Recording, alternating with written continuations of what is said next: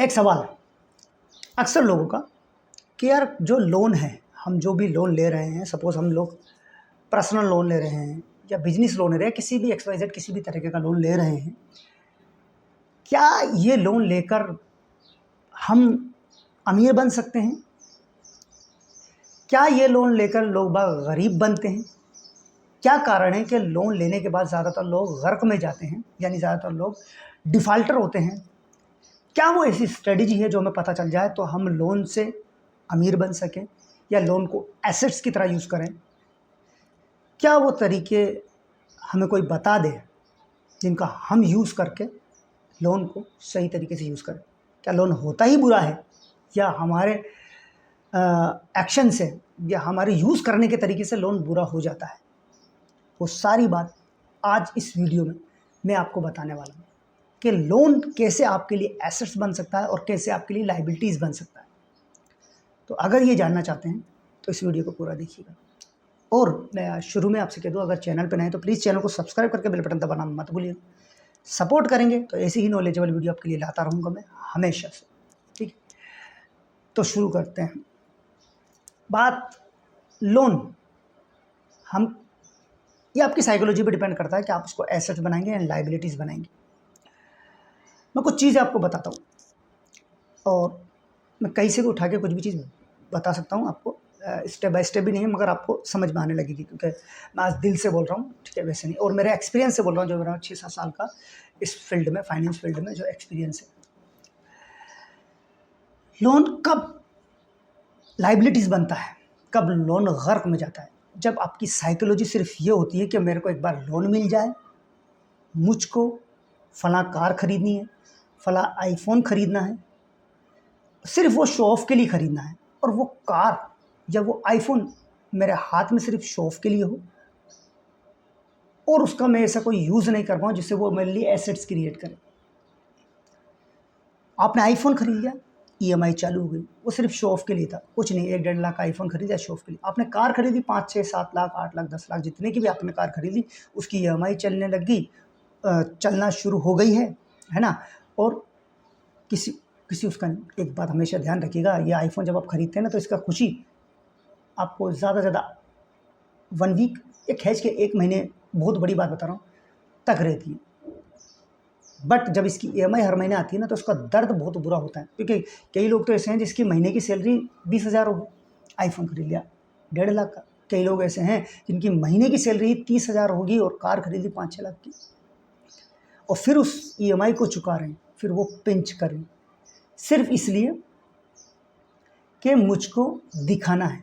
मैं अभी हाल ही में, मेरे एक दोस्त हैं जिनसे मैं मिला, मेरी अच्छी मुलाकात हुई, बहुत अच्छे दोस्त हैं मेरे, बहुत अच्छे बंदे हैं, बहुत अच्छी बात करते हैं, जिसका नाम है मुर्तज़ा। मुर्तज़ा भाई हैं, बहुत अच्छे हैं, एक अच्छी गवर्नमेंट जॉब करते हैं और बहुत अच्छे इंसान भी हैं वो दिल से। उन्होंने बहुत हेल्प की है, मुझे बहुत चीज़ें समझाई भी हैं। आप हमेशा समझदार नहीं होते, बहुत से लोग आपको समझाते हैं। तो मुर्तज़ा भाई की मुझे हर बात अच्छी लगी है, बहुत गुड है, बहुत समझदार है, बहुत इंटेलिजेंट है, बहुत अच्छी बात। बट एक बात से मैं उनकी एग्री नहीं करता था कि वो बात क्या थी कि वो अपने घर से, मतलब वो कुछ दूरी पे, डिस्टेंस पे रहते हैं, उनका डिस्टेंस होगा 20-25 या और पता, उनका ऑफिस का और उनका कुछ डिस्टेंस होगा। सो वो वहाँ पर क्या करते हैं, कार लाते हैं। वो अकेले बंदे सिर्फ कार लाते हैं, डेली कार लाते हैं, और डेली कार में उनका 500-600 रुपये का आई थिंक फ्यूल डल जाता होगा। सो मैंने बोला, यार मुर्तज़ा भाई आप ये क्यों करते हो? कि यार सब लोग ला रहे हैं तो मुझे भी अपना स्टैंडर्ड दिखाना होता है, मैं थोड़ी ना ऐसे ऐसे आ जाऊँगा, भाई सब ला रहे हैं तो मुझे भी दिखाना पड़ेगा। तो मैंने कहा यार हफ्ते में 1 दिन चूज़ कर लो। नहीं यार, लाना तो डेली पड़ता है यार, किस लिए कमाना।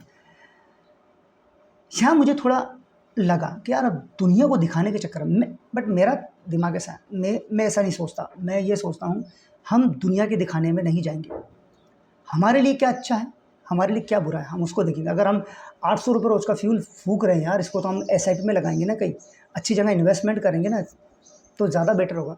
बहरहाल मैं उनको क्या बताऊँ, वो उनकी सोच है, मैं उसको मैं एक बात बता रहा हूँ, मैं उसको क्रिटिसाइज़ नहीं कर रहा। अगर उनको ऐसे ही पसंद है तो वो ऐसे ही पसंद है। बट यही कई बार, अच्छा यहाँ वो ये कर सकते हैं, अकेले हैं तो एक इलेक्ट्रिक बाइक खरीद लो भाई, आप अकेले हो, आ जाओ, कितना टाइम लगता है, 15-20 मिनट, आधा घंटा है, आ जाओ ऑफिस में, क्या जा रहा है, चार्ज करो, कुछ भी नहीं लगा, 800 रुपये बच रहे हैं ना आप महीने। बट बहरहाल उनका अलग मैटर है और उनकी सोच है, मैं उसको क्रिटिसाइज़ नहीं करता। ठीक है।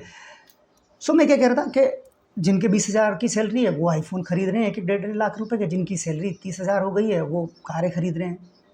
कार खरीदना, खरीद तो लेते हैं मगर मेंटेनेंस कैसा होता है, हर महीने सर्विस पे जाओगे तो आराम से 10-15 हज़ार रुपये आपके सर्विस के लग जाएंगे, फिर उसमें फ्यूल डलाओ, हमेशा कम से कम आप बाहर निकल रहे हो, कम से कम छोटी सी भी ट्रिप पे जा रहे हो तो 1,000 रुपये का फ्यूल तो होना चाहिए ना।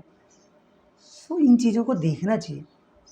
मेरा मानना पता है क्या है, कुछ भी चीज़ खरीदो, मैं ये नहीं कहता मत खरीदो क्योंकि ये हमारे जीवन, हमारी ज़िंदगी के लिए ज़रूरी है, हमारी ज़िंदगी का हिस्सा है, इससे हमें एक, हमारे लिए ही बने हैं ये चीज़ें, हमें इनका यूज़ करना चाहिए। मगर मैं वहाँ हूँगा ना, पता मैं क्या करूँ, मैं तब कार खरीदूँगा आई थिंक मेरे को कभी भी लगे, अगर मैं किसी को बोलूँ कि मुझे कार खरीदनी है, तो मैं किसी को एडवाइस दूँ यार मुझे कार कब खरीदनी, तो आप अपना सिस्टम ऐसा क्रिएट कर चुके हैं कि आप एक फाइनेंशियल फ्री हैं, आपका अंधा पैसा आ रहा है और आपका सब कुछ इन्वेस्ट करके आपने हर तरीके से पैसा इन्वेस्ट किया है, अच्छा इंश्योरेंस लिया है, इन्वेस्टमेंट किया है, प्रॉपर्टीज़ वगैरह में आपका इन्वेस्टमेंट चल रहा है, सब कुछ अच्छा चल रहा है, कोई ऐसा वो नहीं है जो एक फाइनेंशियली फ्री होने के लिए आपको करना चाहिए और उससे आप चूक गए। वो सब करने के बाद आपको कुछ एक्स्ट्रा पैसा मिल रहा है, एक्स्ट्रा पैसा बच रहा है और एक्स्ट्रा पैसा बचने में आप इन चीज़ों को खरीद सकते हैं। एंड कई बार कार भी किसी चीज़ों में काम आती है। जैसे अभी मैं कुछ दिन पहले प्रॉपर्टी के उससे मिला, सो उनका प्रॉपर्टी में क्या होता था, जब वो साइड विजिट कराते थे प्रॉपर्टी में, मतलब लोगों को ले जाते थे, उनकी प्रॉपर्टी दिखाते थे, उनको कार की ज़रूरत पड़ती थी क्योंकि वो जिनके जो कस्टमर आते थे उनको कार से लेके जाते थे। तो इस कंडीशन में कार होना बेस्ट है। मतलब कार कैसे ना कैसे आपको एसेट क्रिएट करके दे रही है, आपके किसी न किसी काम आ रही है, सिर्फ शो ऑफ के लिए नहीं, सिर्फ शो ऑफ के लिए आप कुछ भी ना करें, है ना। और शो ऑफ के लिए भी करना है तो तब करना है जब आपके पास ऐसा पैसा आ रहा है कि यार ठीक है यार, मैं अब इतना तो कमाने लग गया हूँ, इतना तो मेरे पास पैसा है कि इससे अगर मैं कार खरीद लूँगा मेरे रत्ती भर भी फ़र्क नहीं पड़ेगा मेरे को, मैं इतना पैसा कर सकता हूँ कि मैं कैश में खरीदूँ। और कैश में भी खरीदना नहीं यार, मैं कैश में नहीं खरीदना चाहता, है मेरे पास पैसा इतना, मगर मैं थोड़ा EMI में लूँगा, थोड़ा तो उस तरीके से ले लूँ, मतलब मेरे को कुछ फ़र्क ना पड़े, मेरे को सोचना ना पड़े कि मैंने ये गलती कर दी। मैं शो ऑफ के लिए ना लूँ, या शो ऑफ के लिए ले भी रहा हूँ तो मेरे पास इतनी आमदनी हो, इतना पैसा हो कि मैं सब नहीं। ऐसे ही ये कार के ऊपर, ऐसे ही आईफोन के ऊपर, आईफोन आप शो ऑफ के लिए ना लें, है ना। कई बार मैंने कई लोगों को देखा कि शो ऑफ के लिए ले लेते हैं, बट जब उनको प्रॉब्लम क्रिएट होने लगती है तो फिर वो किसी फ्रेंड को पकड़ते हैं, उस फ्रेंड से कहते हैं यार भाई मैंने आईफोन ख़रीदा था और मैंने इतने का आईफोन ख़रीदा था यार, मैं इसकी EMI नहीं भर सकता और मैं इससे बहुत परेशान हो चुका हूँ, प्लीज़ तू ले ले। और फिर वहाँ पर वो 10-20 हज़ार रुपये सस्ते में करके उसको दे देते हैं और वो 10-20-30 हज़ार रुपये का घाटा खा लेते हैं। सो ऐसा में आप आईफोन या नहीं खरीदें। हाँ, आपको एसेट्स कैसे बनना है, आईफोन आपका एसेट्स बन सकता है जब आपका कोई यूट्यूब चैनल है, आप अच्छे से उस पे वीडियोस बनाना चाहते हैं, या कुछ भी क्रिएटिविटी आप करते हो, फ़ोटोशूट वगैरह कुछ, जिससे आपकी स्किल डेवलप हो रही हो, आपको अर्निंग के सोर्स मिल रहे हों, सो आप तो आप इनके ऊपर इनको ले सकते हैं। तो यहाँ आपको ये देखना है, मेरी बात का आप सिंपल मतलब समझो, जब लोन आपके लिए एसेट्स क्रिएट कर रहा है वो अच्छा है, वो जो लाइबिलिटी क्रिएट कर रहा है वो आपके लिए बुरा है। उनको लोनों के ऊपर धीरे धीरे आऊँगा। अच्छा, लोन लेने से पहले कुछ परेशानियाँ जो लोग नज़रअंदाज करते हैं, वो परेशानियाँ क्या हैं? जल्दीबाजी में लोन अप्लाई कर देना, क्यूरियोसिटी मची हुई है, एक आग है अंदर, बस लोन चाहिए, लोन चाहिए, लोन चाहिए, ना रेट ऑफ इंटरेस्ट कैलकुलेट किया है, कुछ भी पता नहीं है, बस इजीली मिल रहा है। एक लोन है जो उनको एनुअली ले रहा है उनसे 15%, 15%, बट वो थोड़ा टाइम लेगा, हो सकता है वो गवर्नमेंट लोन हो या वो प्राइवेट लोन हो, पर वो 2-4 दिन में के अंदर आपके बैंक में क्रेडिट होगा पूरा, वो वेरीफाई वगैरह करेगा, है ना। और एक लोन है भैया, वो कह रहा है कि हम आपको अभी तुरंत डालते हैं, आप एक क्लिक करो, मगर हम रेट ऑफ इंटरेस्ट आपसे 20 से 22% ले रहे हैं।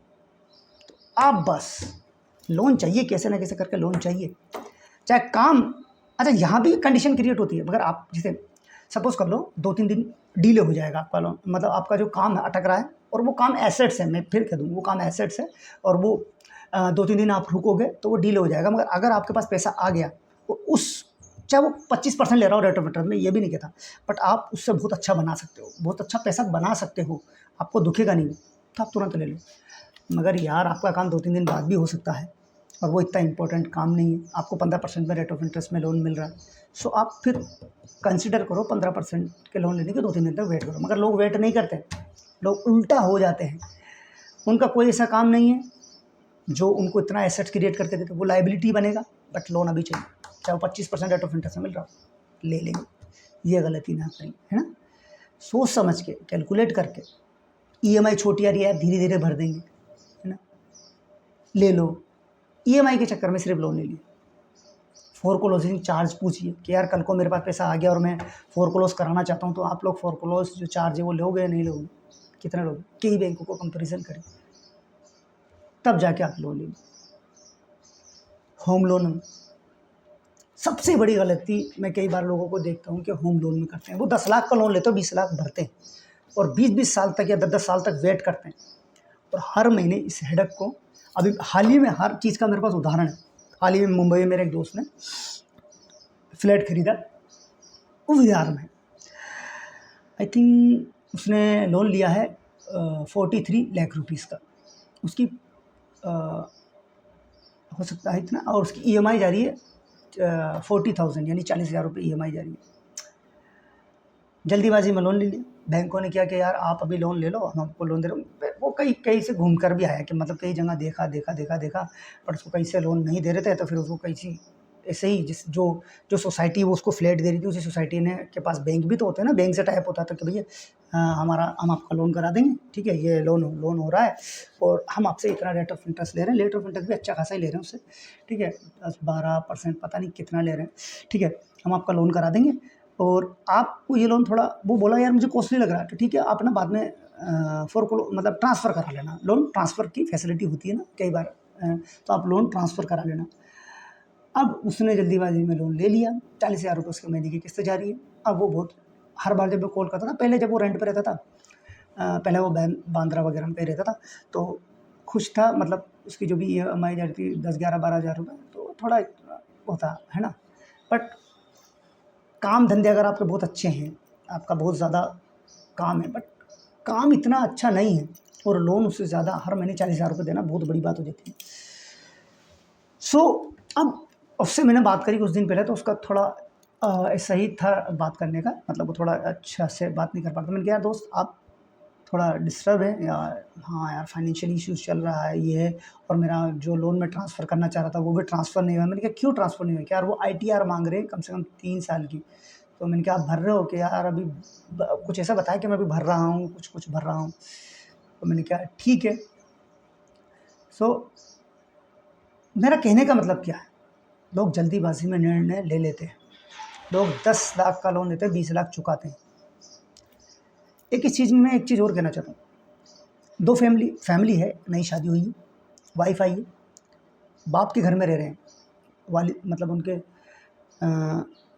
पेरेंट्स के साथ वो रह रहे हैं, उनके फादर ने उनको अच्छा खासा दे रखा है, उन्होंने बनाकर उनको दे दिया और जॉइंट फैमिली में रह रहे हैं। बट बीवी ऐसी आई है, वो वहाँ सेटल नहीं होती, मतलब वहाँ वो रह नहीं सकती। अब वो कहती है मियाँ से, पति से, कि भैया मैं ना, देखो आप मुझसे प्लीज़ प्यार करते हो तो ऐसा करो, मैं यहाँ नहीं रह सकती, मैं अकेला रहना चाहती हूँ आपके साथ। सो पति जी के पास पैसे अभी इतने हैं नहीं कि वो कोई घर खरीदे, तो वो एडवाइस देती है अपन ऐसा करते हैं, होम लोन ले लेते हैं और वहाँ पर शिफ्ट हो जाते हैं, घर ले हो। जबकि वो बंदा अपने फादर के बनाए हुए घर में रह सकता था, अच्छे से रह रहा है, कोई दिक्कत उसको नहीं आ रही है, मगर बीवी के कहने पर वो होम लोन लेता है। पैसा आ रहा है उसके पास, जो वो करता है या किसी भी अच्छा खासा पैसा आता है, बट यार जब वो वहाँ रह रहा है फादर के घर में, एक्स्ट्रा घर लेने की जरूरत। कई बार बीवियाँ बहुत समझदार होती हैं यार, आप देखा है ये नई बीवियाँ, इनकी समझदारी कितनी है कि अच्छे से रह रहे हैं, मगर खुद को भाई अकेले रहना है, नई चिक चिक सुननी तो बस।